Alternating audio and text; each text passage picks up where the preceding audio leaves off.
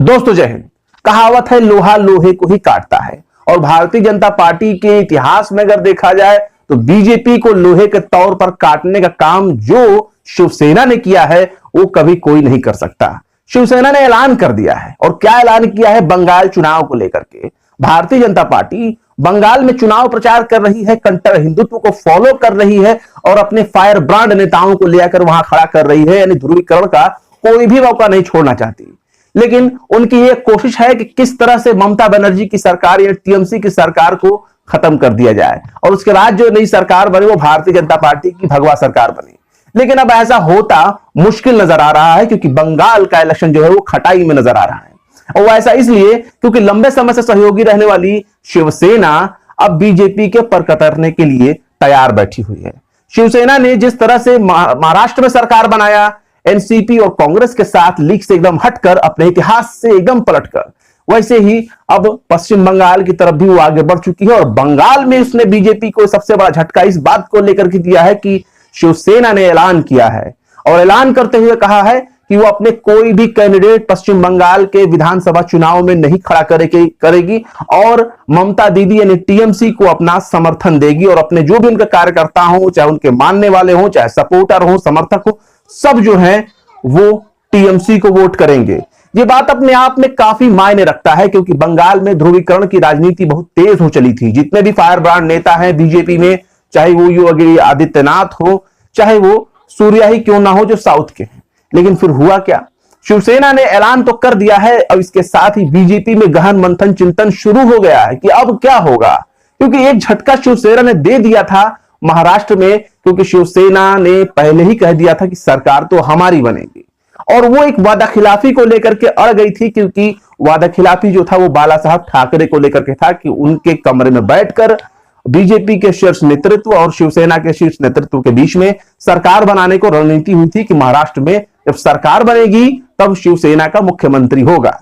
लेकिन जब इसी बात को लेकर के ठन गई शिवसेना और बीजेपी में, तब शिवसेना ने बीजेपी को एक तगड़ा झटका दिया और फिर एनसीपी और कांग्रेस के साथ सरकार बना ली, जैसा कि हम आपको अभी पहले बता चुके हैं। और क्या कहा है नए ऐलान के साथ? नया ऐलान जो है वो शंखनाद है भारतीय जनता पार्टी के खिलाफ, वो भी किसका? शिवसेना का। यानी लोहे लोहे को काटता है।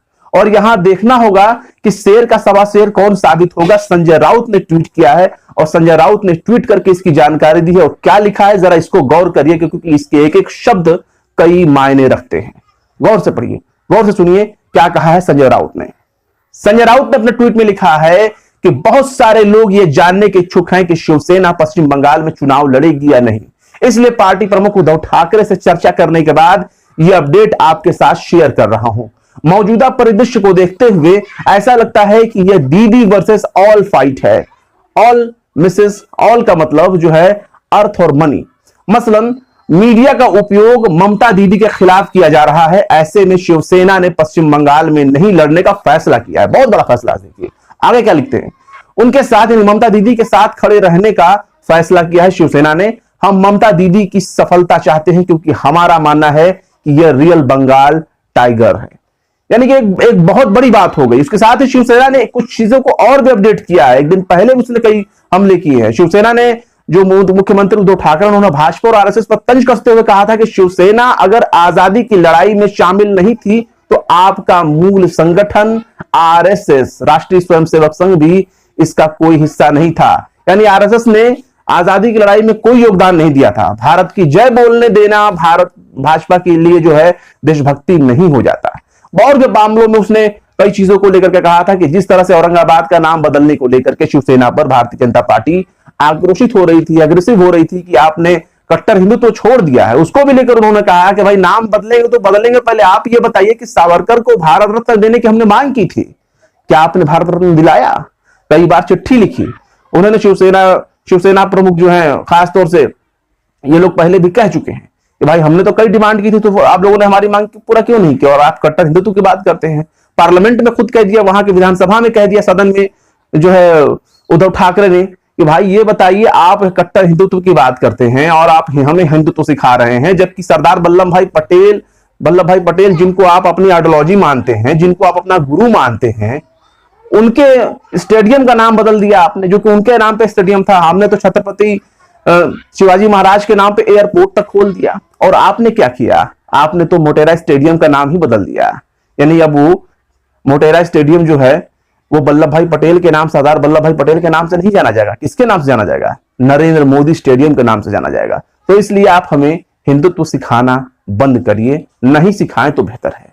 ऐसे में सवाल है कि आखिर शेर का बब्बर शेर कौन साबित होगा? अगर चुनाव में अगर शिवसेना की सफलता के जरिए, शिवसेना के सहयोग से अगर महाराष्ट्र, अगर जो है बंगाल में ममता दीदी जीत जाती हैं, तो क्या यह बीजेपी की एक बड़ा झटका माना जाएगा? और फिर ऐसे में यह भी सवाल होगा कि और भी जो स्टेट हैं जहां जहां शिवसेना थोड़ा बहुत प्रभाव रखती है, अगर वहां भी उसने अपने कैंडिडेट खड़ा करना शुरू कर दिए तो फिर मामला और भी दिलचस्प हो जाएगा। अब देखना होगा कि बंगाल में शिवसेना का यह नया पैंतरा कितना कारगर होगा। फिलहाल आप इस वीडियो के बारे में क्या सोचते हैं कमेंट बॉक्स में जरूर बताएं। वीडियो पसंद आए तो लाइक करें, शेयर करें। विभाग निष्पक्ष स्वतंत्र पत्रकारिता को सपोर्ट करने के लिए हमारे यूट्यूब चैनल टाइम्स मेल को जरूर से जरूर सब्सक्राइब करें। फिर मिलते हैं किसी और वीडियो में एक नई खबर के साथ। जय हिंद।